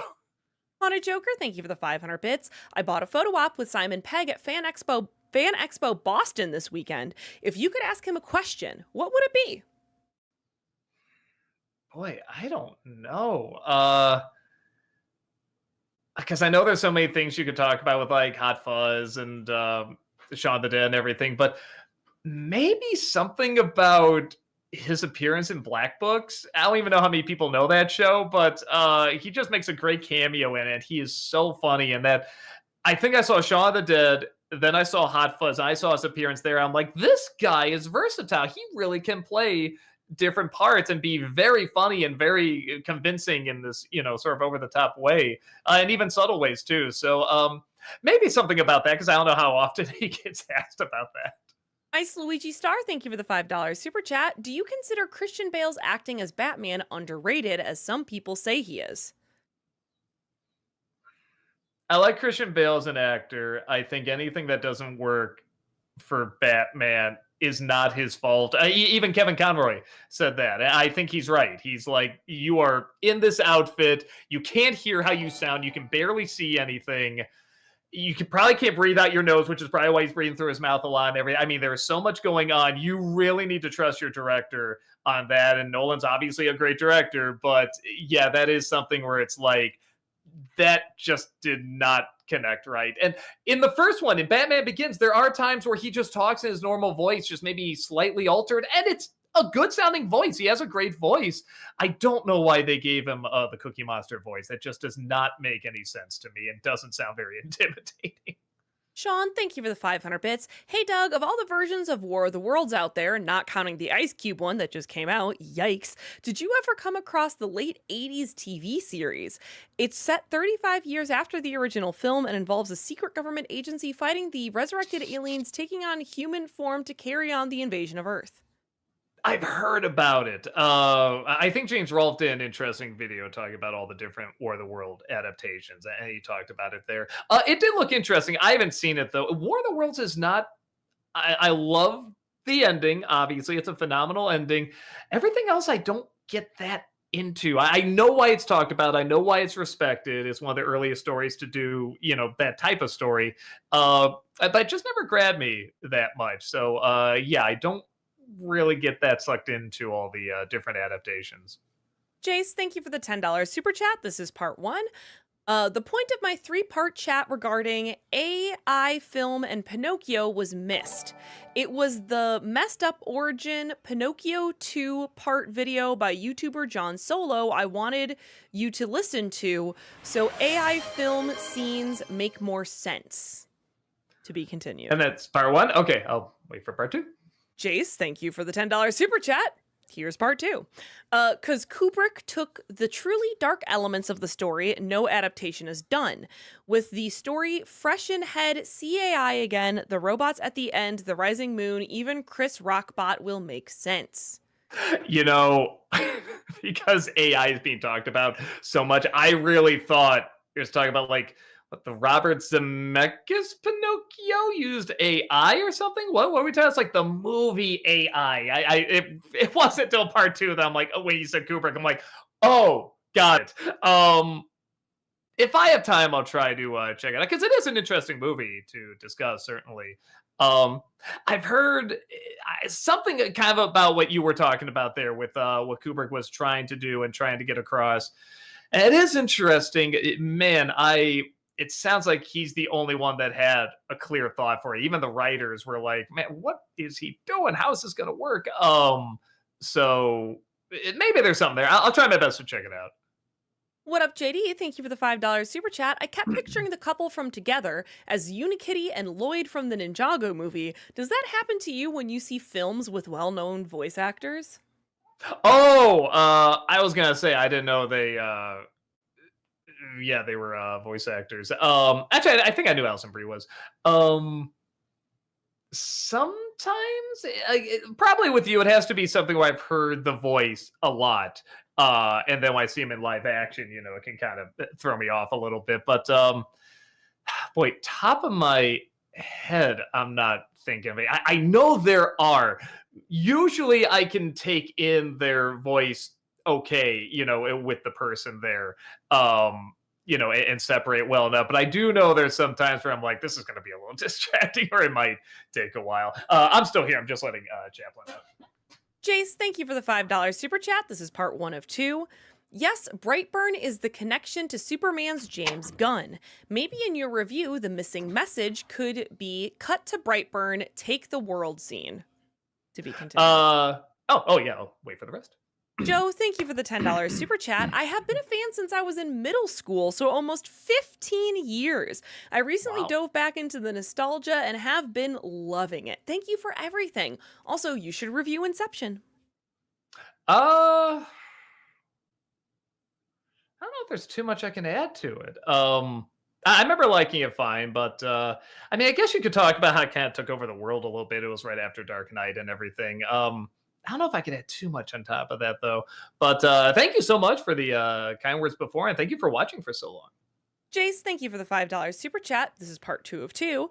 Then say, oh, sorry, Kal-El. That's supposed to be a failsafe in case the world rejected you. Or it's a prank video from your psychotic nephew, Kill-All. It's not bad. Not a bad joke. Trip, thank you for the $5 super chat. I heard you planned an old versus new of War of the Worlds, but never did it. Why? Neither interested me. When I watched them both side by side, I was just like, yeah, I don't know. Neither one is really jumping out as like a great movie to me. Like, I get why they were made and why they were talked about and everything, but I was kind of like, yeah, I don't know. Nothing's.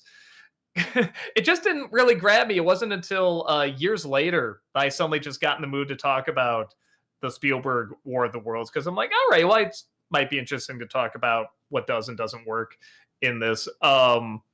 But yeah, I feel like with those old versus news, there has to be like one where I'm like, I'm really interested. Like, I can really talk a lot about what's better and what interests me about these. And when I just saw them both back to back, I'm like, yeah, I don't know. These, like I said, I think that's when I found out. I think I just don't get into the story. Movie Mike, thank you for the 500 bits. In season 1 of X-Men 97, what do you think of everything having to do with Rogue?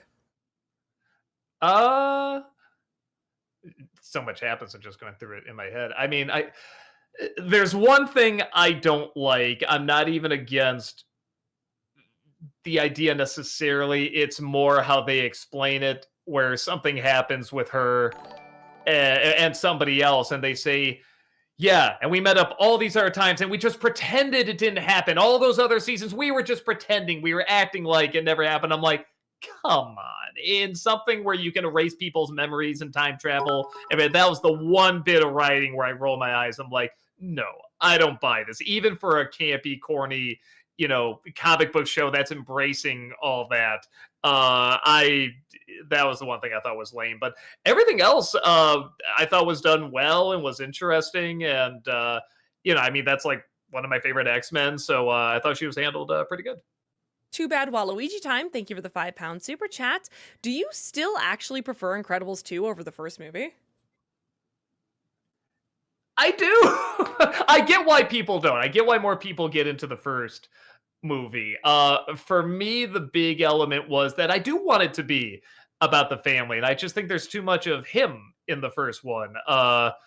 And I know the first half is supposed to be very colorless. That's on purpose and everything. But with the second one, I like there's more of the family in there. They get more attention. It was funnier to me. And visually, I thought it looked better. But I definitely get the idea of the first one really focusing in on like the midlife crisis. And also the second one does have a lot of repeat stuff that, doesn't seem necessary, and the villain's a little lame. So when people, and they don't grow them up, I know for some that's like that's too much. I can't take that. That's fair. I get it, but I don't know. The stuff that worked in that movie really, really worked for me. Tony, thank you for the $5 super chat. Did you know the last original live action Disney film with a wide release was The Odd Life of Timothy Green? No wonder they stopped.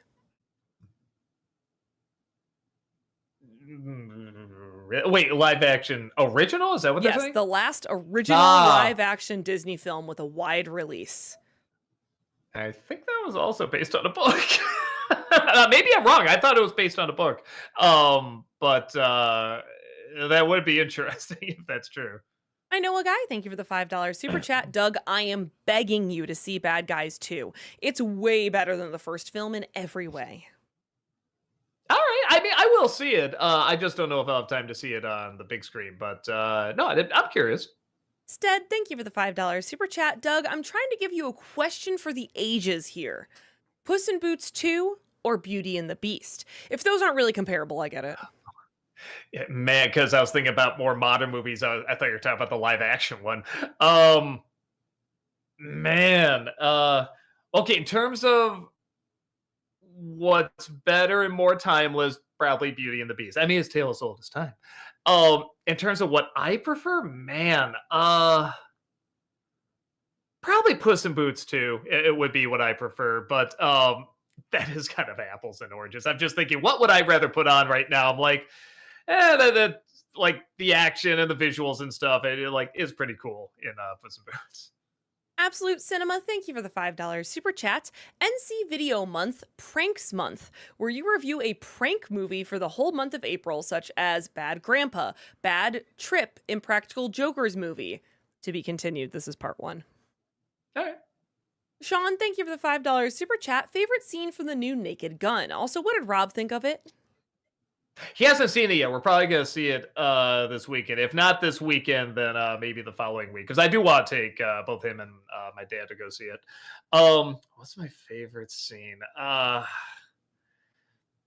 Man, I don't know. This isn't my favorite scene, but it was just a joke that really stood out to me. He's walking through, this millionaire is satire, this big tech millionaire, and he has all these things of, these posters of him doing cool stuff like, sitting by, a pool with like a robotic, butler or something, and then leaping out of a plane, skydiving with like another, robotic parachute or something like that. And like he's on a laptop while like, drinking coffee from a mechanical, arm or something like that.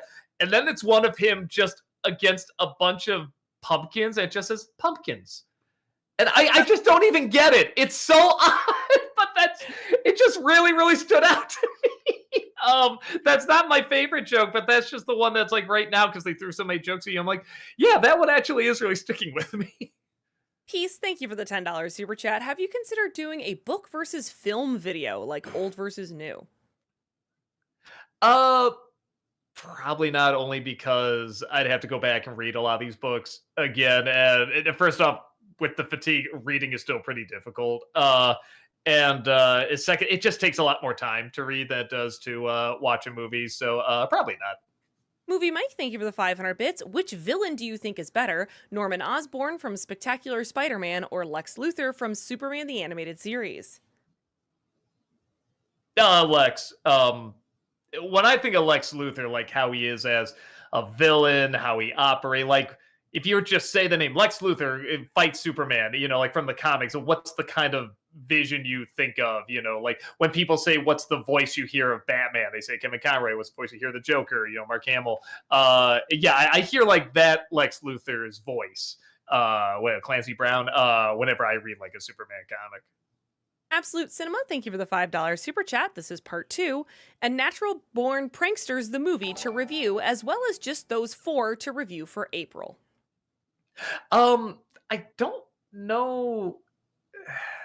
I know pranking was like a big thing like in the early days of the internet, but it was something I never got that into and I didn't follow very closely. So I don't think I'm the guy to do them. I never really got into those movies that much. And again, I know some of those are YouTubers. I try not to do YouTuber movies in general. So I don't think I'm the guy to do them. Future movie actor, thank you for the $5 super chat. While I like the movies, I'm disappointed if all James Cameron does for the rest of his life now is Avatar, given all the films throughout his career. Yeah, he kind of just finds a thing and sticks with it. He would do these various movies, and then he did Titanic, and everything was just Titanic for 10 years, and they did Avatar, and everything's just Avatar for 10 years. But I'll say this, as much as I don't like those movies, I'm like, oh, I'd like to see more from him.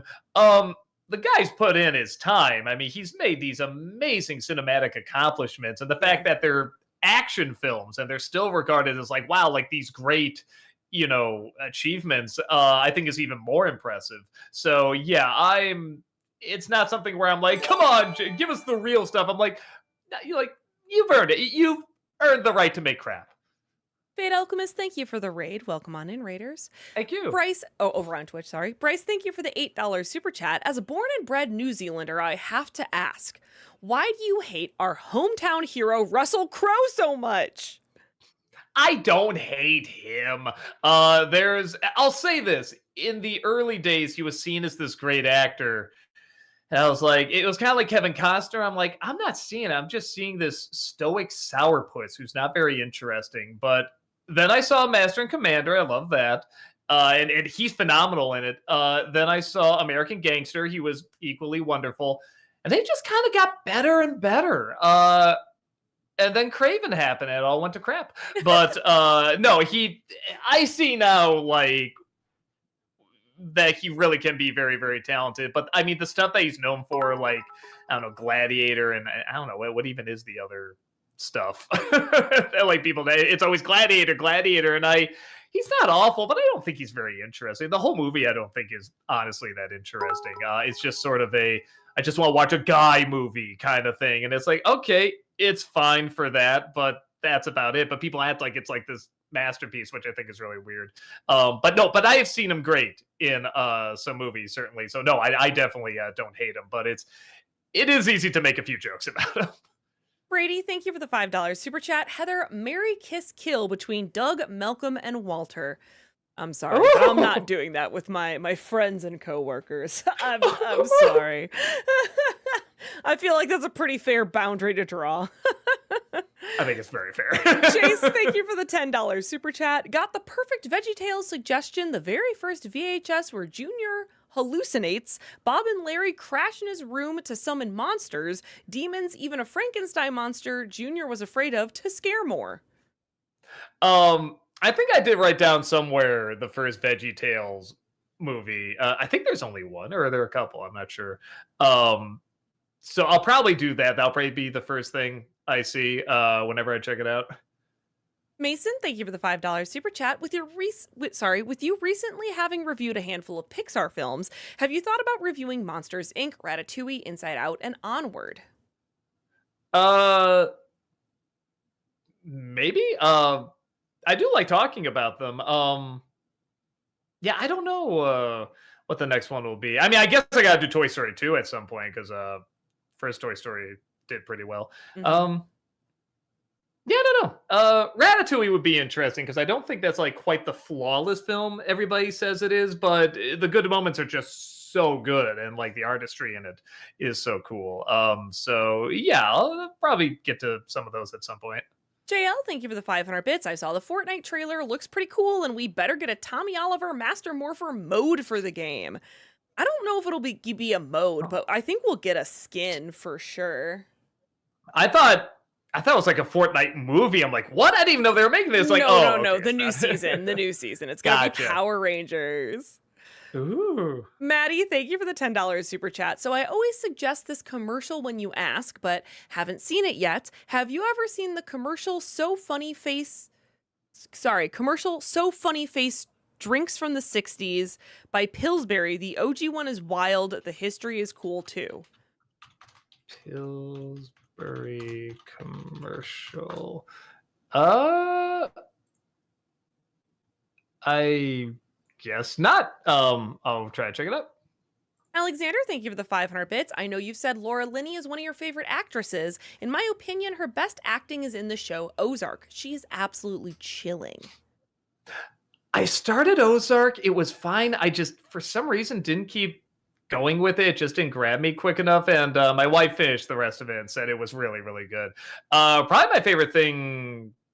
Man, I'm trying to think. Probably my favorite thing she was in was speaking of miniseries was John Adams. She plays Abigail. It's just absolutely phenomenal. I mean, all of the actors in there are just so phenomenal. But yeah, if you want to see her in, well, you want to see her in more good stuff. Most of the stuff she's in is pretty good, but yeah, that's probably my favorite. Movie Mike, thank you for the 500 bits. Which John Mahoney character do you like more, Whitmore in Atlantis or the General from Iron Giant? The general. There's still some times where we'll quote him going like, where's the giant, Mansley? Or we're going to die, Mansley, for our country. Like there are some weirdly quotable lines from him in that. Where he's fine in Atlantis, but it's not something where I'm like, that's like a super quotable character. Will, thank you for the 500 bits. Did you know that Audie was actually owned by John's roommate for a while, Lyman, who in a dark theory locked in John's basement, or in lighter note, part of the Peace Corps? How's Oddie spelled? Ottie? Okay. I just really want to know if you just pronounced Adi. No, that is spelled wrong. Okay. So that Okay. makes sense. Sorry, I was just I was really I like, wasn't did even she unsure. pronounce it Adi? That's amazing. I No, wasn't talking even about sure I Odie just understood spelled the wrong. message, so that's why I was. No, I know what they're talking about. There's a character in the comic strip. Odie was owned by like I think either the neighbor or the roommate. I can't remember. Called Lyman, and they got rid of him pretty quick. But he always pops up every once in a while in Garfield media. And again, this is proof Jim Davis has a dark side. He always teases that he's chained up in John's basement. And there's one Garfield game where he just goes to the basement and you do see him there chained up, which is really, really funny. So, yeah, I did know that. That's a long way of saying, yes, I did know that.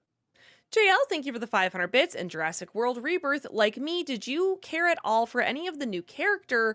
Also, was Chris Pratt's character, don't you think he would have wanted to see a new island to move the dinosaurs to a new island to undo things from Dominion?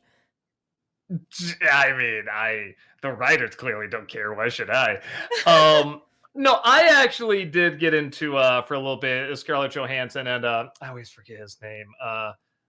It's not Muhammad Ali, but it sounds something like that. No, or is it Ali Muhammad? See, now I'm getting it backwards. But those two actors I liked quite a bit. I thought they brought actually a lot to characters that were not written that interestingly.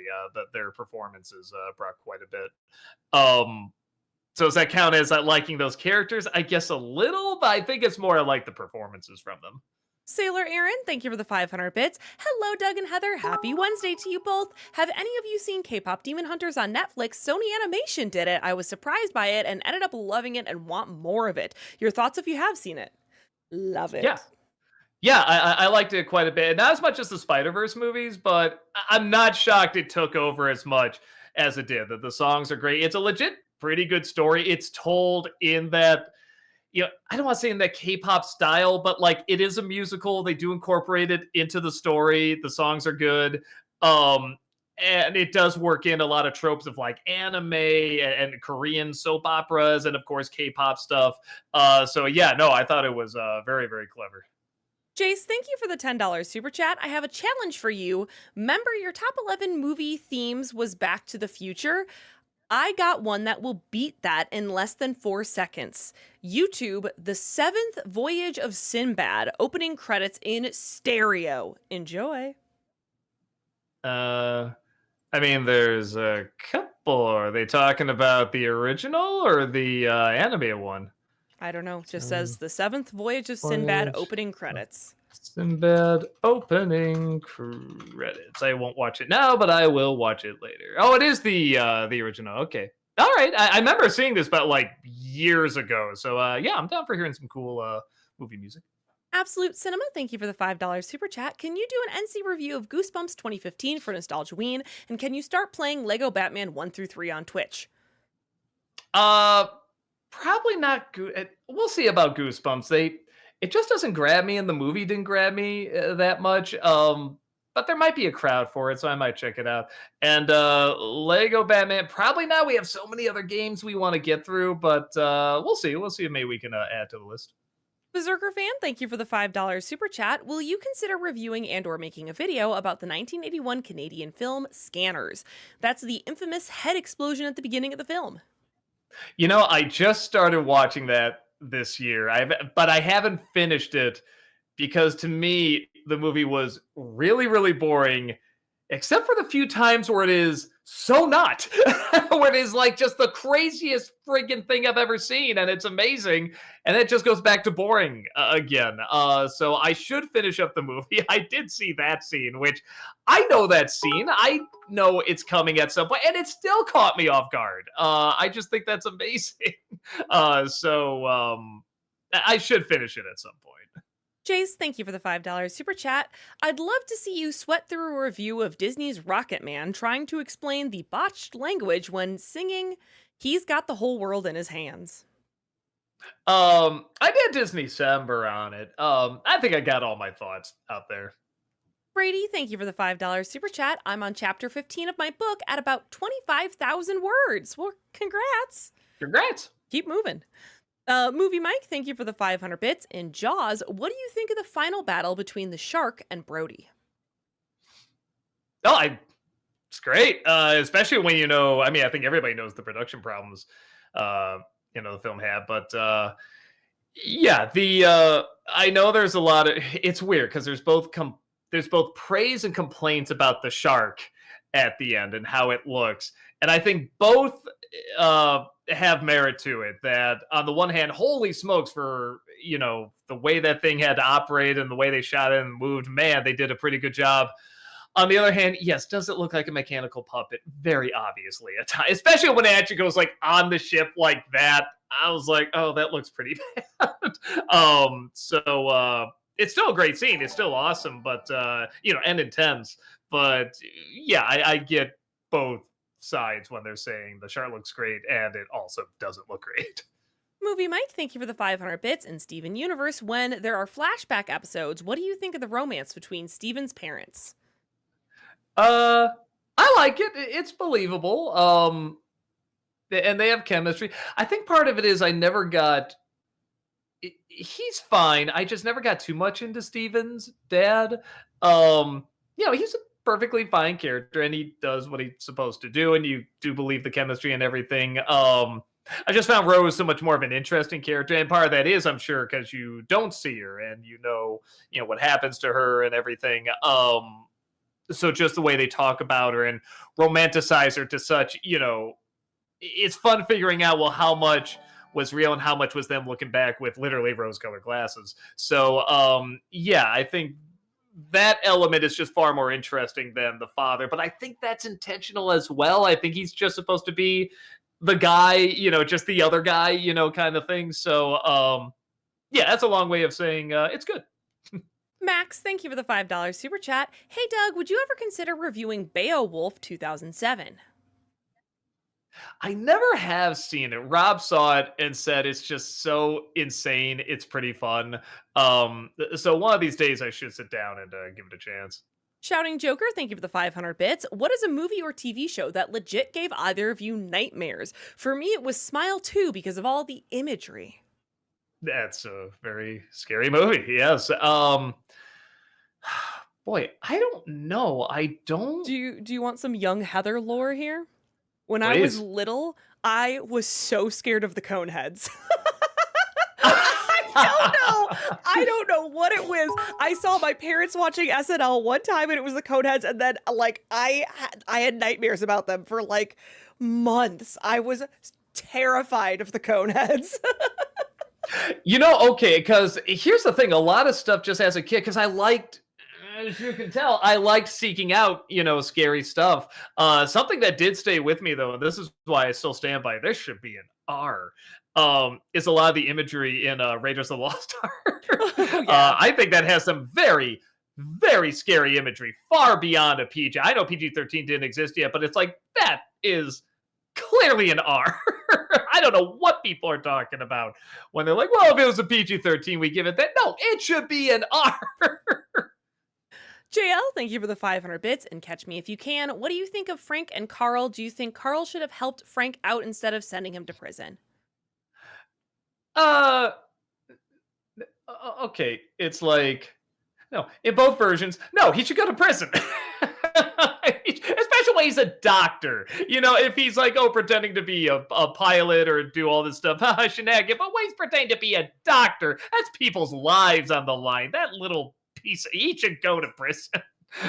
With that said, I do like the outcome both in the movie and in real life, actually. I do think that's very interesting.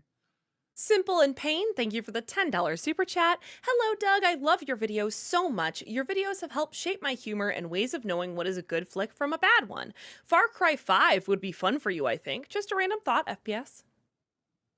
Yeah, I never played a Far Cry game before. Might be something to add to the list. Thank you so much for the kind words, too. Caleb, thank you for the 500 bits. Have you thought about talking about any Scooby-Doo for Dark Tunes?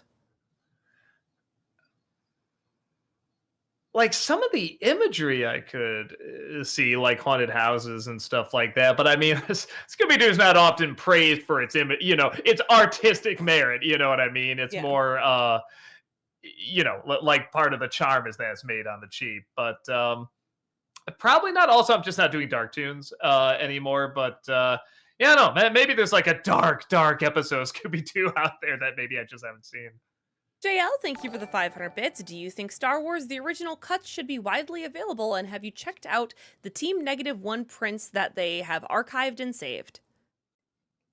I think they should definitely be available. Absolutely. And people forget, literally after the first time the movie came out, Lucas immediately went in and started tampering with it. Like as soon as it went to video, and maybe not even video, when they re-released it in theaters, he put in chapter 4 there. So just right off the bat, he started changing it. But have I seen the original print? No, but I've seen I do remember the VHS print. I watched it quite a bit when I was younger, so I do remember how I know it's not the clearest or anything like that. It's not widescreen, but I do remember enough of how the original looks. If they ever do release the original cut that came out in theaters and it's all cleaned up, but it's the original effects and everything, I wouldn't mind seeing that. But again, I would want to see it cleaned up. Peter Parker, thank you for the $5 super chat. Do you think a dark, twisted version of a Spider-Verse movie starring Batman and Joker would work? Nice shirt, by the way. Thank you. Depends how they do it, I guess. Like going into different dimensions and stuff like that. It'd probably be a fun comic story if they haven't done that yet. I'm sure they have. Yeah, I don't know. Boy, I could see that as a comic, both in the way that they do, that Arkham Asylum comic years ago, where it's just sort of Batman going through the asylum and they have these conversations. Sometimes he fights something, but it's mainly just going through the asylum. Doing something like that, like just going to different dimensions, like seeing the different versions of himself and taking that all in, both of them taking that all in. That'd be very, very interesting, actually. Yeah, there's something there. A lover of cinema, thank you for the 500 bits. This is part 1 of 2. Saw the Fantastic Four First Steps recently, and I'm glad to say that it was surprisingly good. While not without some issues, it fixed a lot of the issues of the previous Fantastic Four movies and was fun, enjoyable, compelling, and likable. This is part 1 of 2. I'll wait for part 2. All right. A lover of cinema, thank you for the 500 bits. This is part 2. It's easily the best of the Fantastic Four movies, and I had a fun time with it. I'm sorry to hear that you didn't like it nor found it to be good, but I can see where you're coming from and will be curious to hear how it holds up on rewatch when you do a Disney-cember on it. Yeah, and it's kind of like Thunderbolts, where I feel like if you catch me in a good mood, I might say it's fine. Some movies are like that. Like people ask, well, how's the first Bad Guys? And like when I thought about it, I'm like, I guess I didn't give it technically a positive review, but a part of me just wants to go, it's fine. And I feel like that kind of falls in that camp. It's not like, oh, this is bad. It's a bad movie. It's just something that doesn't quite connect with me. It didn't quite come together, but I agree it's the best of the Fantastic Four movies, and there's a lot of things that does really work in it. I'll be curious to check it again, because I have heard some other reviewers talk about certain elements of it that I do kind of shrug and go, maybe there's something there. If I go in with a different mindset, maybe it'll be different. Dude with a poorly drawn mustache, thank you for the $10 super chat. With the English dub coming out soon, do you plan to review the Neja movies? Doesn't have to be a full episode, just a Doug review would do. Maybe I'm curious about it. I know they re-released the second one again. Um, so yeah, I'm curious what's all the hubbub. So yeah, I might check those out. Movie Mike, thank you for the 500 bits. And Gravity Falls, do you think we should have gotten more time with Ford before the 3-part finale, or are you satisfied with the time we did get with him? I'm happy with what we got, but I thought it was such a fun and interesting character, and I wish we got a little more time with him and his bond with Dipper. I get that. I thought we got enough time. I think the character was there was so much to him that was so direct and you got so quickly that I didn't mind the amount of time that we got. I didn't feel like we got too short an amount. So I feel like it worked, but I can see if you like that character, being like, well, hey, I could have used more, because it's, he comes in pretty late. JL, thank you for the 500 bits. You might not like the Harry Potter movies, but the new HBO Max series seems to be interesting in that they're actually following the books taking place in 1999. I don't say I dislike the Harry Potter. Somebody did this with the new Fantastic Four. They were just like, oh, well, he didn't get it. He just doesn't understand modern superhero movies. This is why he didn't like Superman 25 either. It's like, I did like Superman. So yeah, I like them fine. They're just fine to me. They don't grab me or suck me in that much. But with that said, the one thing that I was really interested in with the new Harry Potter series was John Lithgow as Dumbledore. I'm really curious about that. I'm curious to see what he's going to bring to that because that sounds like a good choice. Absolute Cinema, thank you for the $5 super chat. If you want to do something similar to our arcade adaptation, but for video games, check out Lego Batman the Movie DC Superhero Unite from 2013.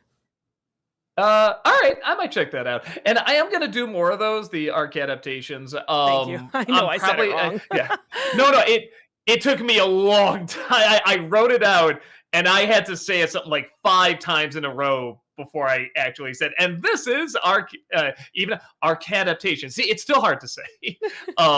So I'll probably do them around January though, because they don't take a ton of work, but they take just enough with me with this thing that it probably makes more sense to do them. Like after I get back from some time off and stuff like that. So I'll keep doing them, but it might just be like 1 or 2 a year. Alexander, thank you for the 500 bits. Have you seen the film Knox Goes Away? It was directed by and stars Michael Keaton as a hitman with dementia. It's a very good, underrated movie. Knox Goes Away. No. There it is. I've never heard of this movie. Yeah, it looks when did it come out? 2023? Looks interesting. Might check. Wow, a lot of people in it too. Yeah, I'll have to check this out. The fifth Chris, thank you for the $5 super chat. Did you ever watch Hercules or Xena growing up? And what do you think of them? I loved them as a kid, but they are definitely cheesy looking back. Oh, they're supposed to be. I get the feeling you're having the experience like when kids watched the Adam West Batman when they were kids, and then they grow up and like, oh, this is corny, therefore it's bad, and then you realize, oh, it's supposed to be. And when you know that, it's a ton of fun. And I like shows that do that. With that said, I am more of an Adam West Batman guy. I didn't really get into Hercules or Xena, but I appreciate them for what they were. It just wasn't my thing. But no, if you see that and you're like, oh, this looks like fun, you'll have fun. The guy is here. Thank you for the $7 super chat. Hey, Doug, you should try the video game. I don't know if it's Yumi Nikki or Yumie Nikki. It's a game about exploring the world inside a girl's dreams. Kind of cool. How do you spell it? Yumie Nikki.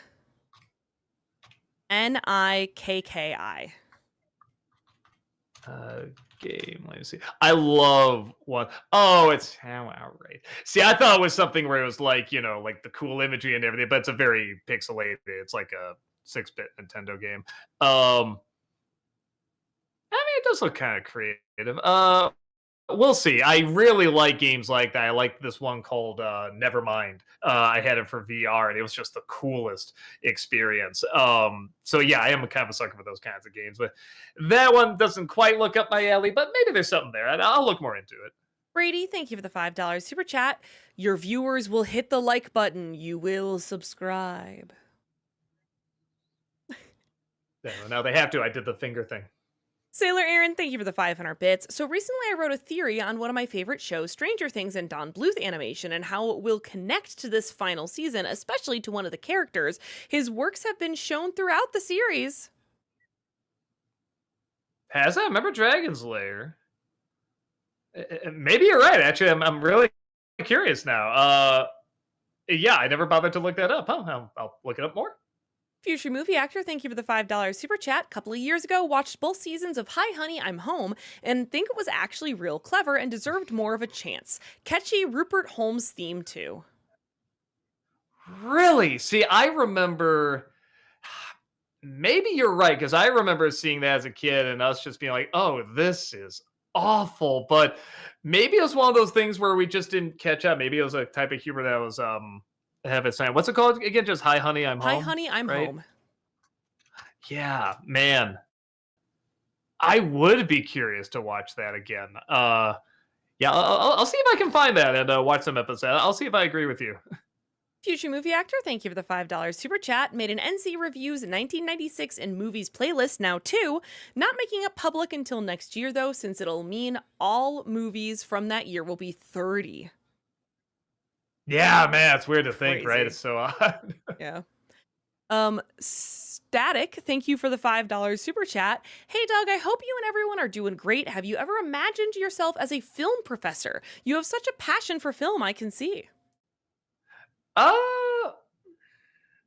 they say those who can't do teach. I'll just wait till I'm not doing this anymore, I guess. No, sometimes we'll do like panels and stuff like that. A lot of people tell me like, like obviously I'm pretty good at writing down my thoughts and you know, doing videos on them and stuff like that.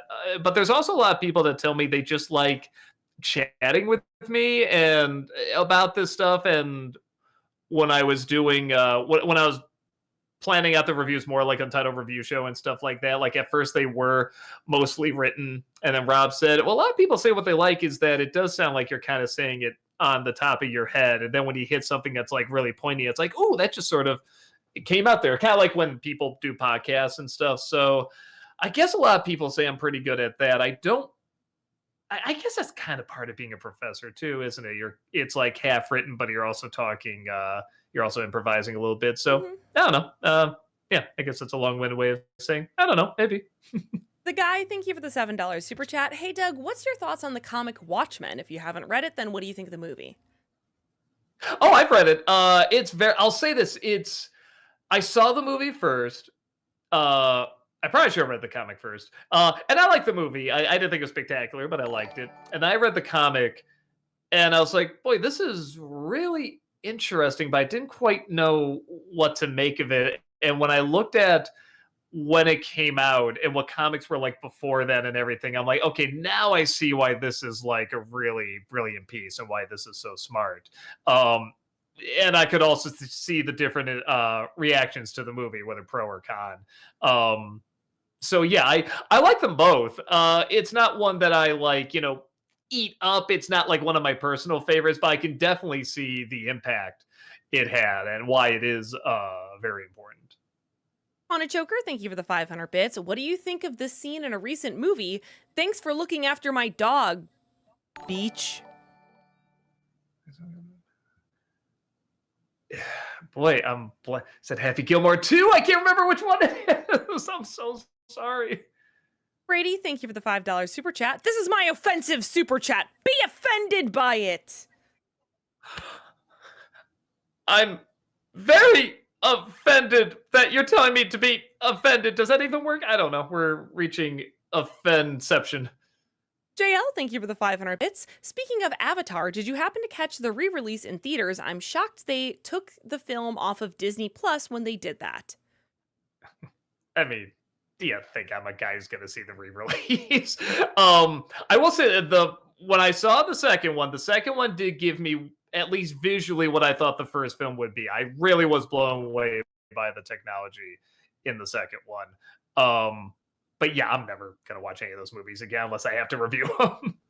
Alexander, thank you for the 500 bits. I'm curious about what makes you rank the second Naked Gun higher than the first. I just remember liking the visual jokes a little bit more. The pacing was a little better. Um,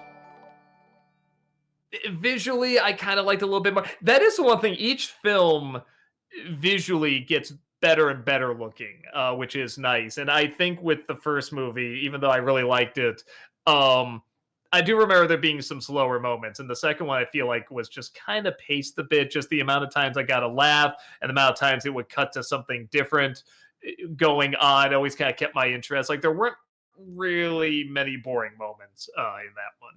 JL, thank you for the 500 bits. What do you think of Avatar 2 Way of Telling Water?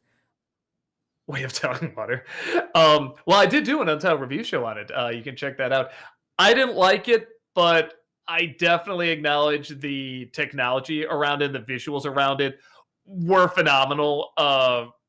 Like I said, when I saw the first movie, people were like, because he was building up, this is going to look like these creatures are really there, even though it's all computer. I'm like, no, it looks pretty, but no, it doesn't. This one did, and I was very, very impressed by that. But yeah, when the term I always use to describe the script is insulting. It is an insulting script, but people don't care. Because it's a And spectacle. again, everything.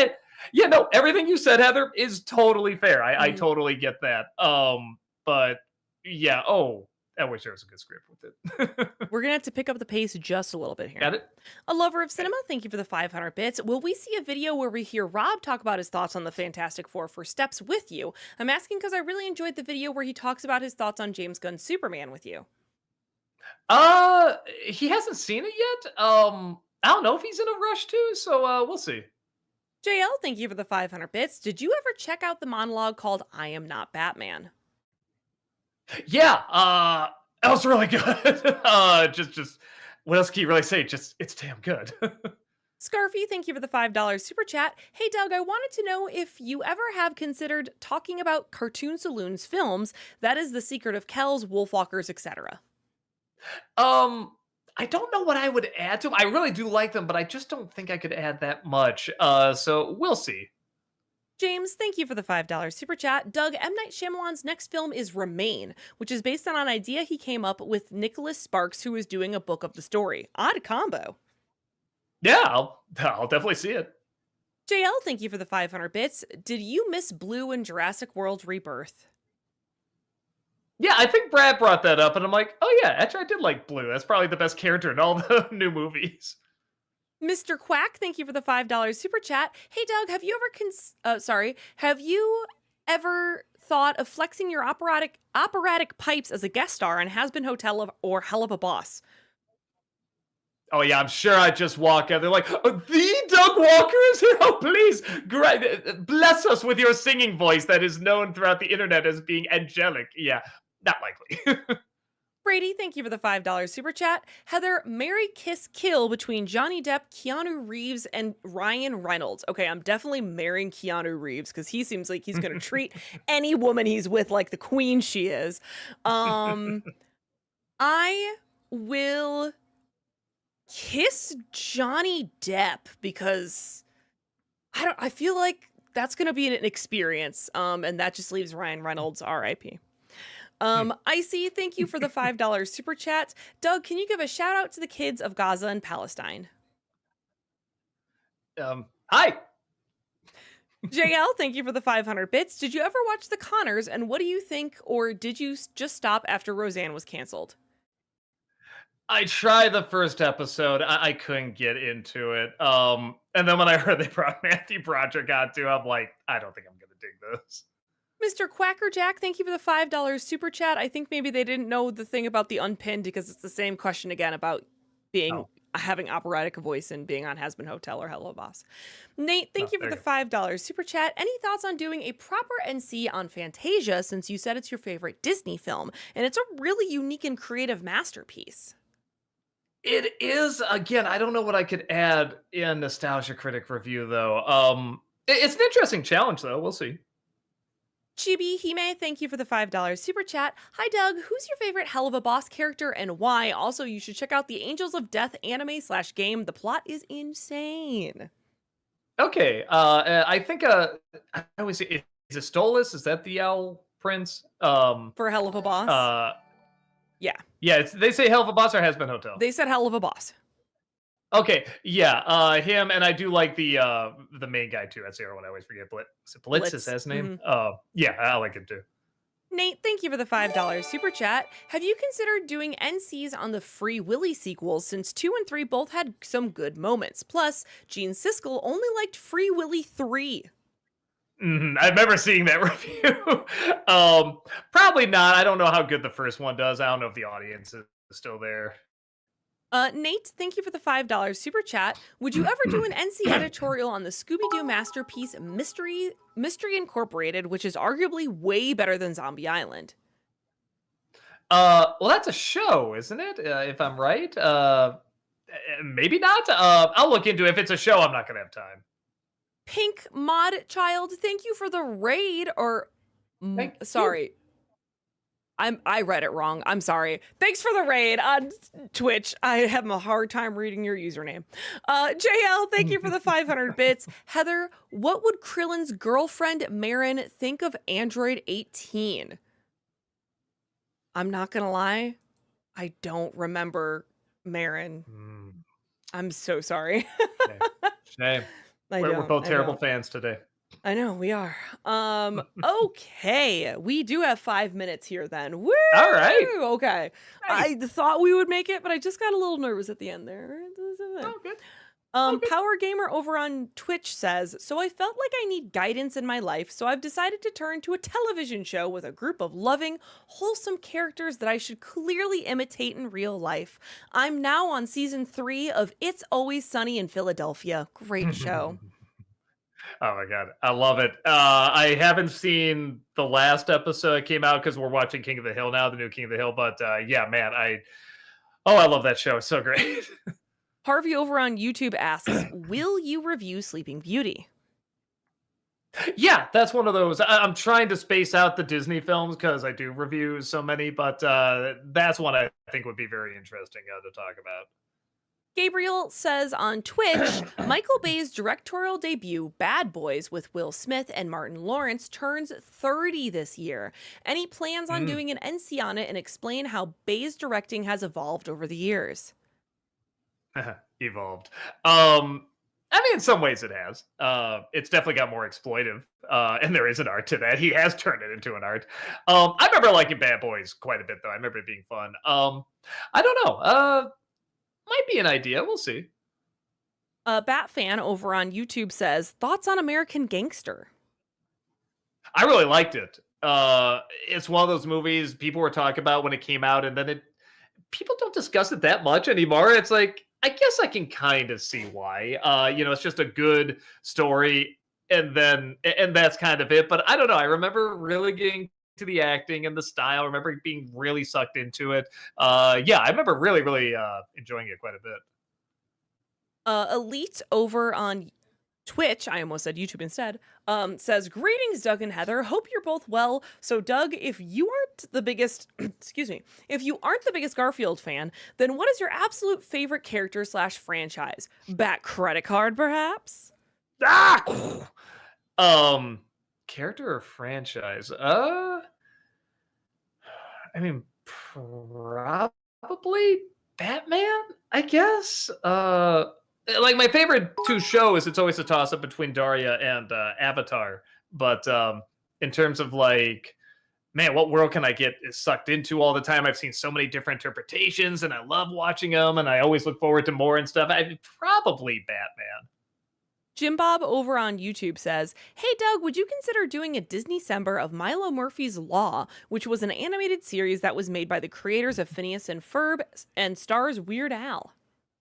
Yeah, I have it on the list, but I think it's going to be next year because I got too many other shows to watch this year. Dark Creeks over on YouTube asks, "What's your favorite Hell of a Boss song?" Um, I always forget the name of it. Was it Mastermind? I think. Hold on. Hell of a Boss Mastermind. Let me see if that's it. Yeah, man, that was awesome. That was a really good. I rewound that one a couple times. I thought it was so good. Devil Loner over on Twitch says, "Doug, what movies does your father enjoy?" He likes, ones that are artistically pleasing. Like he'll like, 2001 Citizen Kane, all that stuff. But in terms of like what's his favorite movies, I mean, like Indiana Jones, Fifth Element, Star Trek, all the Star Treks and stuff like that. Like he just gets into fun sci-fi adventure action stuff. Like that's the stuff he likes to put on. JL, thank you for the 500 bits. What's the next Disney December? Also, back credit card. Ah! um I think I said before, so it's not a big deal. Muppets. I'm adding Muppet movies to the mix. Marcus over on YouTube says, "Do a Nostalgia Critic review of Wally or Cinderella Man." Nobody's gonna watch Cinderella, man. I mean, it's fine. It's a good movie, but I'm just like nobody's gonna tune into a review of that. Maybe Wally, but I feel like I got everything out in the Disney December. I feel like if I feel like I can say more about it, maybe I will. But I don't know. We'll see. Movie Lover over on Twitch says, if you were to review Firestarter for Nostalgiaween, which would you more likely do? The original or the remake?" I haven't seen the remake. I hear the remake's just a whole bunch of nothing. So probably the original. All right, and that's going to be our last one there, Alrighty. everyone. Thank you so much for joining us here today. We appreciate it. We couldn't do these streams without you and your questions, so thank you so much for being here. Over on Twitch, we do have content tomorrow. Malcolm will be on tomorrow playing more of Undertale for the first time, so if you're interested in that, come on over tomorrow night to Twitch, and then Friday night, Doug will be back here to play more of Final Fantasy VII Rebirth. He did beat the snake last time, so he's very excited about that. Yeah, that was, and man, I'm sure that won't be taken the wrong way out of context or anything like that either. But yes, no, I did. The second that phrase and left my Sephiroth mouth, was there. Yeah, right. The second that phrase left my mouth, I was like, sword. "Oh, never mind." Well, I said that in the worst way possible. It's out there. Anyway, have a great rest of your night, everyone. Thank you so much, and we will see y'all later. Bye. Bye-bye.